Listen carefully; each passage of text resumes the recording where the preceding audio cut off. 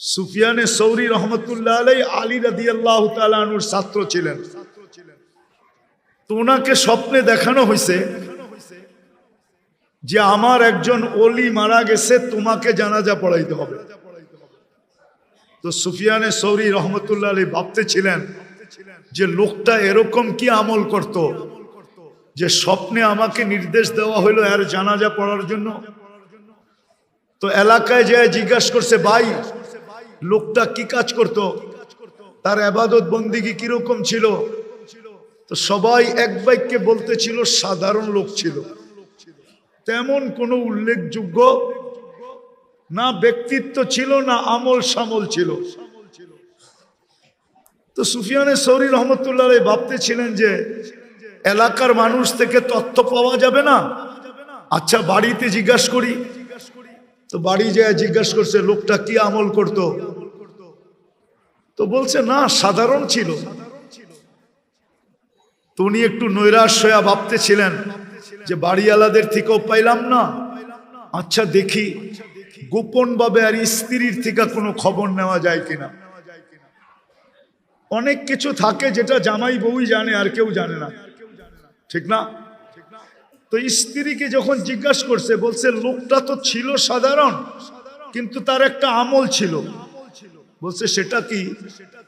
কোরআন পড়তে জানতো না, কিন্তু ডেলি কোরআনকে নিত আর পৃষ্ঠা উল্টাইতে থাকতো আর চোখের পানি ঝরাইতে থাকতো আর বলতে থাকতো হাদা কালাম রব্বি, এটা আমার রবের কালাম। তো সুফিয়ানে সৌরি রহমতুল্লাহ চিৎকার দিয়াতে বলতেছিলেন আল্লাহি হাদা হুয়া, এটাই ওইটা। এটার কারণেই তার এই এত বড় মর্যাদা যে আমাকে স্বপ্নে দেখানো হয়েছে যে আর জানাজা পড়াই। মেরে দোস্ত, আমরা চলে যাব, সবাই চলে যাব।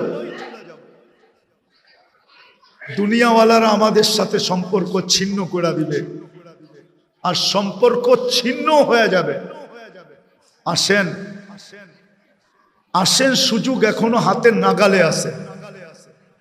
যেই সম্পর্কগুলো আমাদের জীবনে আখেরাতের জীবনে কোনোদিন বিচ্ছেদ ঘটবে না, দুই চারটা জানি আর একটার সাথে হইলেও নিজের সম্পর্ক গড়ি, মনে প্রাণে গড়ি।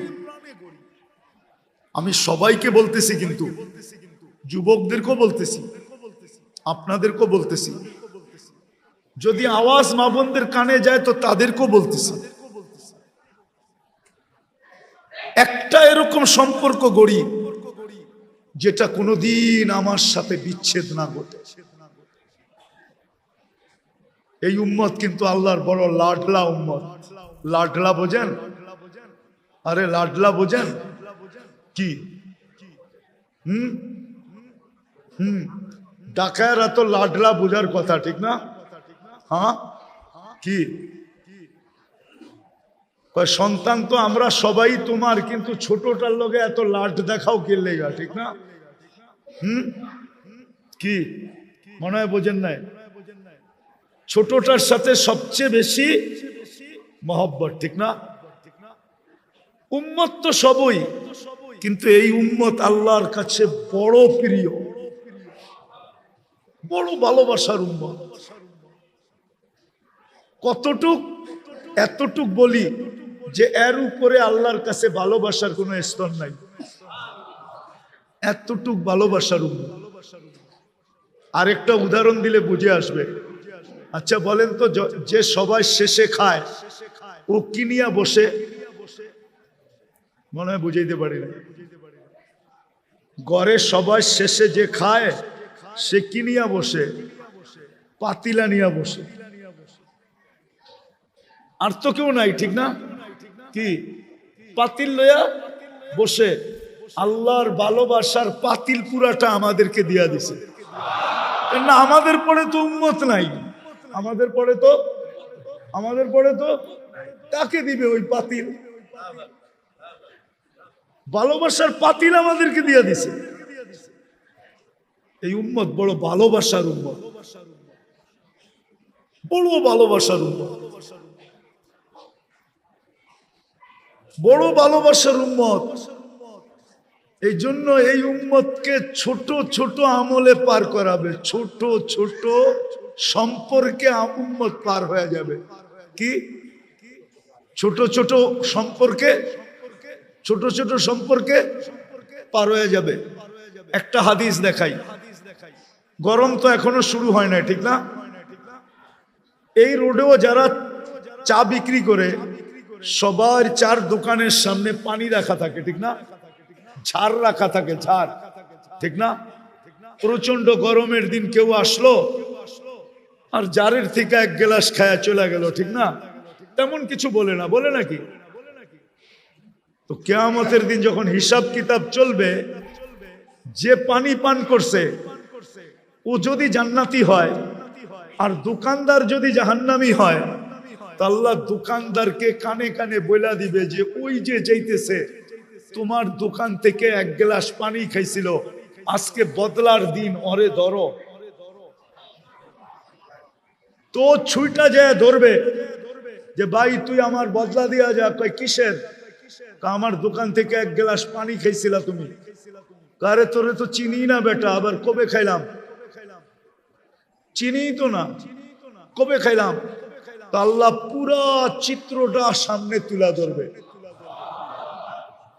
তো চিত্র দেখা ওর মনে উঠবে, হ্যাঁ খুব পিপাসিত ছিলাম, গরম অনেক ছিল, খায়া তো ফেলছি। তোর মনে উঠবে, তখন বলবে বদলা দিয়া যাও, চলো আল্লাহর কাছে, নিয়ে যাবে আল্লাহর কাছে। আল্লাহ বলবে বদলা দাও, বদলা দাও। তো বলবে আল্লাহ আপনার মেহেরবানিতে তো আমি জান্নাতে যাইতেছি, আমি আর বদলা কোত্থেকে দিব? তা আল্লাহ বলবে ঠিক আছে, তাইলে তুমি তোমার বাইরে হাত ধরো। তো হাত ধরবে, তো আল্লাহ বলবে যাও তোমাকেও জান্নাত দিয়ে দিলাম। লাডলা উম্মত, লাডলা, পুরা ভালোবাসার পাতিল দিয়া দিছেন। এই জন্য আসেন, যতগুলা সম্পর্ক আখেরাতে চিরদিন অটুট থাকবে ওগুলা শিখি, ওগুলা শিখি। আল্লাহ রাস্তা দিয়া দিছেন। হ্যাঁ, মানুষের পছন্দ অপছন্দ থাকে, আপনি তাবলিগে যে শিখতে পারেন না, এটা আপনার পছন্দ না, আমার কোনো বিরোধ নাই, তাহলে আপনি আল্লাহওয়ালাদের মজলিসে যায় শিখেন। ওইখানেও আপনার ভালো লাগে না, তাহলে হক্কানি আলেমদের কাছে যায় শিখেন। হক্কানি আলেম তো আছে না নাই, এদের কাছে বসে শিখেন। লম্বা শিখার তো দরকার নাই, এক দুটা শিখেন। এটাকে মনে প্রাণে ধরে রাখেন। আমার কথা একদিন সত্য হবে ইনশাআল্লাহ। আপনারাও চোখে দেখবেন যে এই উম্মত ছোট ছোট বাহানায় পার হয়ে যাবে, ছোট ছোট সম্পর্কে পার হয়ে যাবে, ছোট ছোট সম্পর্কে পার হয়ে যাবে এই উম্মত। কেননা এটা ভালোবাসার উম্মত,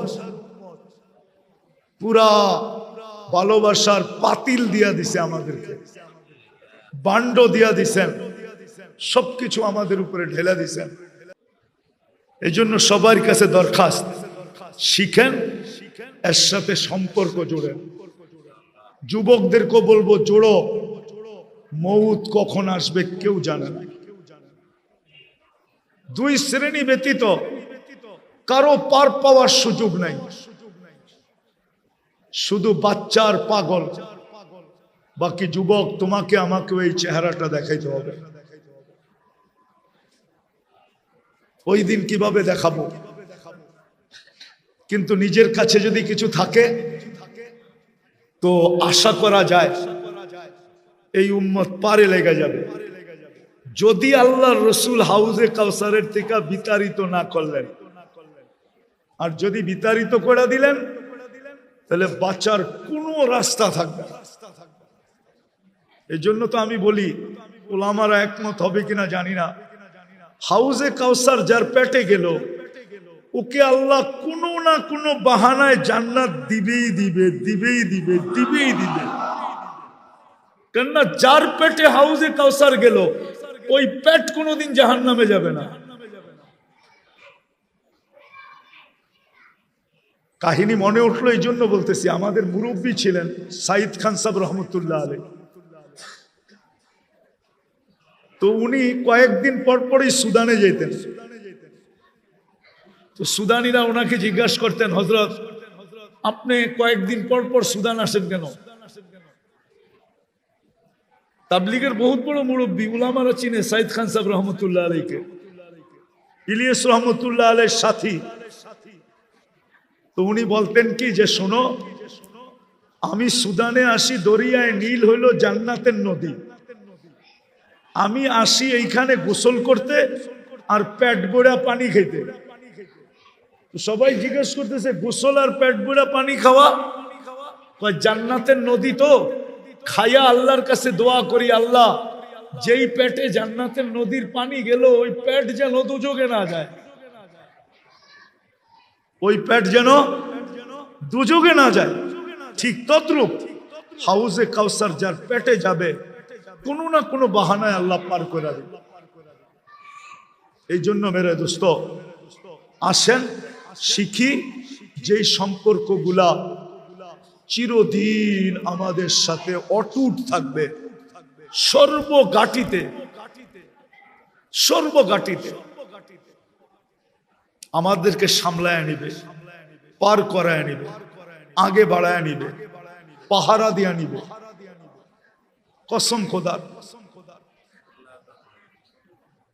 পাহারা দিয়া নিবে। ছোট ছোট আমল আছে, ছোট ছোট, এতগুলা তো বলা যাবে না। এই জন্য আমাদেরকে শিখতে হবে।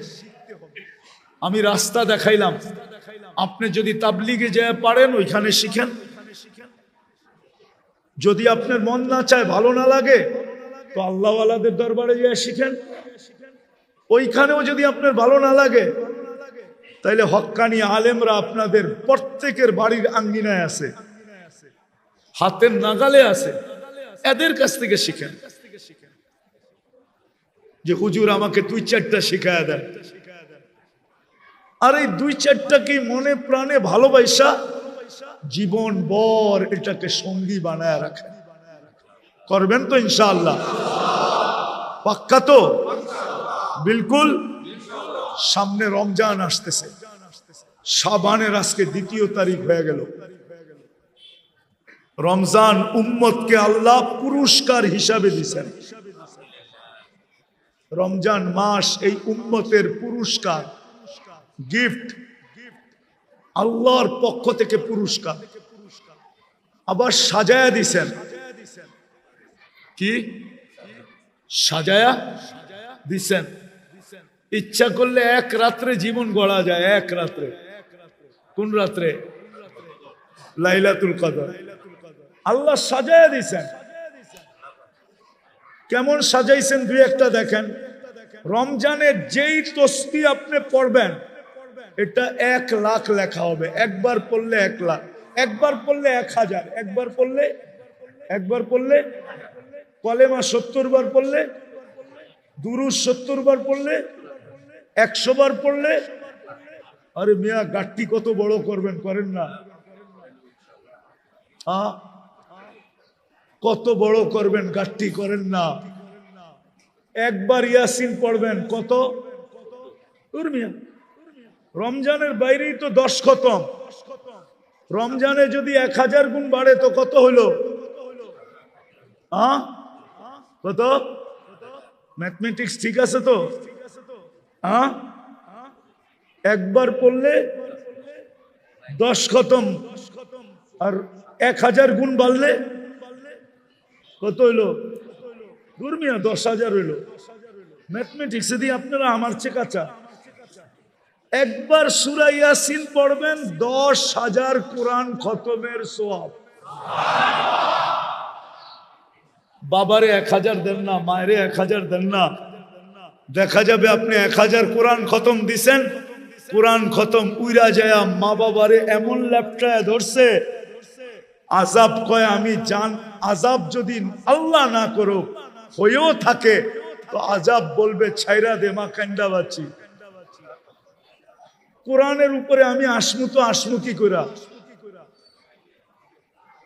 আসমু তো আসমু কি কইরা? 10,000 আসমু কি কইরা? ঠিক আছে না? ম্যাথমেটিক্সে এত কাঁচা না আপনি মনে করেন। সবাই খালি হুজুর ঘরে কাঁচাই মনে করে। দিয়া দেন না, একবার পড়া 1000 মায়েরে দেন, 1000 বাবারে দেন, 1000 অমুক রে দেন, 1000 তমুক রে দেন, দেন না। উচিত তো ছিল রমজান মাসটা পুরা ইবাদতের জন্য লাগায় দেওয়া। আফসোস তো এখানেই লাগে। শুধু আমি আফসোস করতেছি না, মনে হয় আল্লাহর রসুল রওজায় আফসোস করে যে হায় আমার উম্মত, আমি আল্লাহর কাছ থেকে এত কিছু সাজানো এক রমজান উম্মতকে উপহার আইনা দিলাম, হায় আমার উম্মত দেখি দোকানে বসে আছে। ও মেরে দোস্ত, করোনার সময় কামান নাই, মরে গেছেন বলেন কি? এইখানে করোনার সময় কয়জন কামাইছেন? দোলাই খাল কি খোলা ছিল লকডাউনে? আমরা মনে হয় উয়ারি দেখি নাই। বাঁশের বেড়া দিতে দিতে কি করছে? আপনি বলবেন লকডাউন আসলে আপনি বাইরেলেন কেমনে? ঠিক না? কি আপনাকে উয়ারি প্রত্যেকটা রোডের ভিতরে বাঁশ দিয়া বাঁধে নাই? হ্যাঁ, লকডাউনে কামাইছেন কোত্থেকা? কি না খেয়ে মরে গেছেন? হ্যাঁ, ভালো খাওয়াইছে, ঠিক না? 1 মাস না কামাইলে মরে যাবেন না। হইতে পারে এর পরের মাসে এমন কামাই দিব, এমন কামাই দিব। আমি একটা সত্য কথা আপনাদেরকে বলি, আপনারা তাঁতিবাজার দিয়া যান না, দেখেন না সবাই গদির ভিতরে সারাদিন বয়া থাকে। আমরা মাঝে মাঝে শুনি দোকান থেকে, রিক্সার থেকে কয় এরা কি বেচে, কিচ্ছুই তো দেখা যায় না, কোনো কাস্টমারও তো নাই, এরা করেটা কি? মাঝে মাঝে দোকানতে বয়ে বয়ে শুনি আর মুস্কি মুস্কি হাসি। আসলেও সত্য, আসলেও। কিন্তু আল্লাহ মাসে 2-1 দিন এত দেয়, এরকম দেয় যে 1 মাসেরটা হইয়া, 2 মাসেরটা হইয়া, 3 মাসেরটা হইয়া যায়। কেননা ব্যবসা হইল অপেক্ষার রিজিক। কি অপেক্ষার? না কাস্টমাররে ফোন করে আনেন। হ্যাঁ, কত মাল তো আপনার কাছ থেকে বিলকুল কমপ্লিট করে ফেলছে, ভাই আপনার তিনিমু একটু পরে কি বুঝা জানি একটা হাসি দিয়ে গুলো, ভাই আসলে তো নিতাম, কোয়ালিটিটা জানি কেমন কেমন মনে হয় না, ভাই রাখেন একটু দেখালই। ঠিক আছে না? কি মনটা ভাঙছে না ভাঙে নাই? হ্যাঁ, মনে হয় প্লেট উপর থেকে ফালাইলো, এত টুকরা হইতো না যত টুকরা মনটা হয়ে গেছে। ঠিক না? কি বুঝাইতে পারলাম? 1 ঘন্টা পরে আবার ঘুরে আইছে, ভাই মালটা কই? এখন আপনি একটা প্যাচ মারলেন, ভাই মালটা তো গেছে গা, ওই দামে তো দিতে পারবো না, মালটা তো গেছে গা। যদি নিতে চান ওরমই একটা আছে, কিন্তু আরো টাকা বেশি দিতে হবে। তো বেশি দিয়া নেয় না? নেয় না? হ্যাঁ, ওরে বাইর করলো কে, আবার আনলো কে? আপনি যদি 1 মাস না কামান মরে যাবেন। আরে যান, দুনিয়ার বহুত দেশ আছে রমজানে কামায় না। আসেন আমরা এবার অঙ্গীকার করি, কামাইলো সীমিত সময়, যে সকালে যাব, জোহর পয়রা অফ, জোহরের পরের থেকে পুরাটা সময় আল্লাহকে দিয়া দিব। কি পারবেন? হ্যাঁ, চেষ্টা করে দেখেন।